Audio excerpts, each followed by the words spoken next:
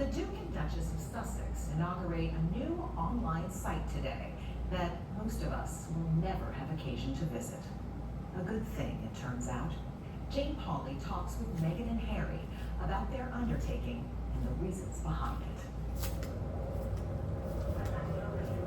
On a brilliant summer day near Santa Barbara last week, a group of friends got together. This was not your typical receiving line. Hi! The Duke and Duchess of Sussex, better known as Harry and Meghan, are definitely big huggers. It was a meeting of an exclusive club. Oh, it's good to meet you. And one that none of them wanted to join. Most of the parents here have lost a child, directly or indirectly, as a result of exposure to online social media. Harry and Meghan are trying to give them, and parents like them, some place to turn for help. It's called the Parents Network, in association with the couple's charitable Archwell Foundation, and officially launches today. Oh my gosh, I'm so happy you're here. Thank you. Meghan herself knows a thing or two about online bullying. And how do you do? And of course, her husband Harry is no stranger to that either, or to unspeakable grief. The central topic is the loss that these families have suffered. Stories that need to be shared because the parents who are listening who have not suffered a loss think that they couldn't. But they could. They certainly could. And that's, I think, one of the scariest things that we've learned over the course of the last 15, 17 years of social media being around, and more so recently, is the fact that it can happen to absolutely anybody. I mean, we always talk about, in the olden days, if your kids were under your roof, you knew what they were up to. At least they were safe, right? And now, they can be in the next door room on a tablet or on a phone, and can be going down these rabbit holes, and before you know it, within 24 hours, they could be taking their life. Our kids are young. They're 3 and 5. They're amazing. But all we want to do as parents is protect them. And so as we can see what's happening in the online space, we know that there's a lot of work to be done there, and we're just happy to be able to be a part of. Well, you hope that when your children ask for help, someone, is there to give it. If you know how to help. Well, thank you. At this point, we've got to the stage where almost every parent needs to be a first responder. And even the best first responders in the world wouldn't be able to tell the signs of possible suicide. Like that is the terrifying piece of this. You can't tell the story to everybody. People will understand. It's something Donna and Chris Dolly know all too well. Their 17-year-old son, CJ, died from suicide after what they believe was depression fueled by social media use. But your son had a demon in his bedroom. Yeah. I think so, yeah. Yes. We had no idea what happened to our son. He had a beautiful car. He worked and did that. He had a job he liked. Sisters that loved him, parents that adored him. Yes. And he was happy. He was a happy kid.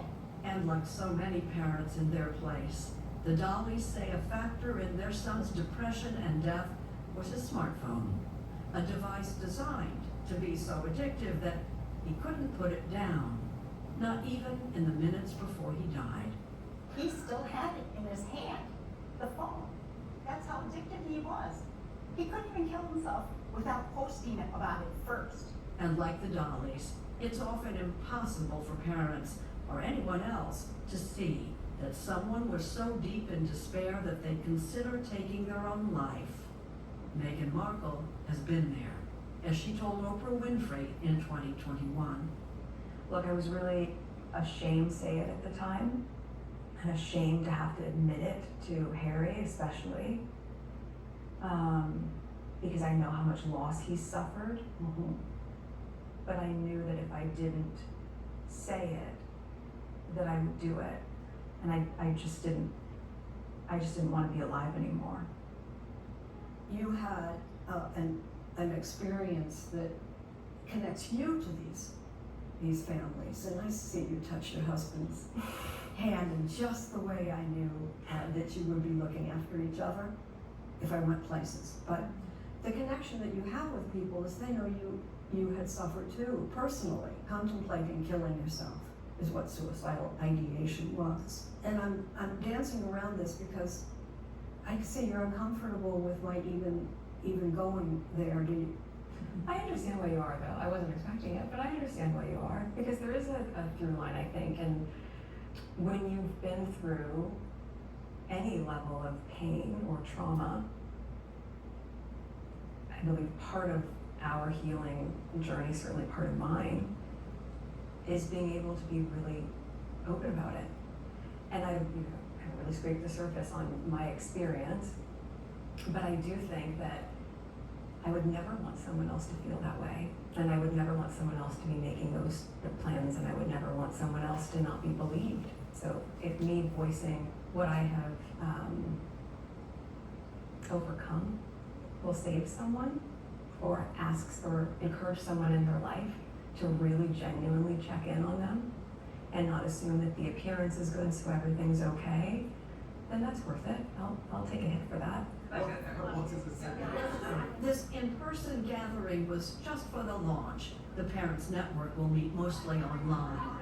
But group facilitator Leora Wolf-Persan says the important thing is what the group will talk about. We're gonna stop expecting you to be done with your grief in a year.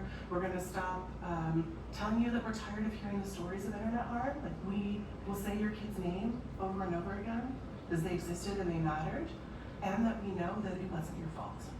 That's it, right? It wasn't your fault. This happened to you, and now we as a community get to create something with you. Knowing that we're helping others, and even if that saves one kid and one family's heartache, that's enough. And these are some of the group's charter members. Taj and Celine Swanson Jensen, whose son Tanner died from an overdose of drugs pushed online. England was the youngest of. She was the youngest, 14 years old. Brandy and Tony Roberts, who lost their daughter England to suicide after online bullying. And Perla Mendoza, whose son Eli died when a painkiller he bought online was actually a lethal dose of fentanyl. Thank you for being here, but I have to, ask, why would you do this? Why would you do this? Simple answer, so others don't have to. We live what we've lived and will continue to live. I don't expect anything from anyone. This is just a labor of love in honor of my son and all the other children that have lost their lives to fentanyl. This is for the mother who cannot get out of bed, for the dad that won't leave his house. I stand here for them too. I hope that one day, when it's my turn to go home, I'll see my son and he'll tell me, good job, Mama. The idea here is that there is comfort and power in numbers, with the goal, and Harry himself once said, of turning pain into purpose. And the two of you, this is it's a modest beginning. It's not an army of parents yet. But what are your ambitions? I think you have to start somewhere. I think the simplest thing that anyone watching this, or anyone who's able to make change, to look at it through the lens of, what if it was my daughter? What if it was my son? My son or my daughter who comes home, who are joyful, who I love, and one day, right under my roof, our entire lives change because of something that was completely out of our control. And if you look at it through the lens as a parent, there is no way to see that any other way than to try to find a solution.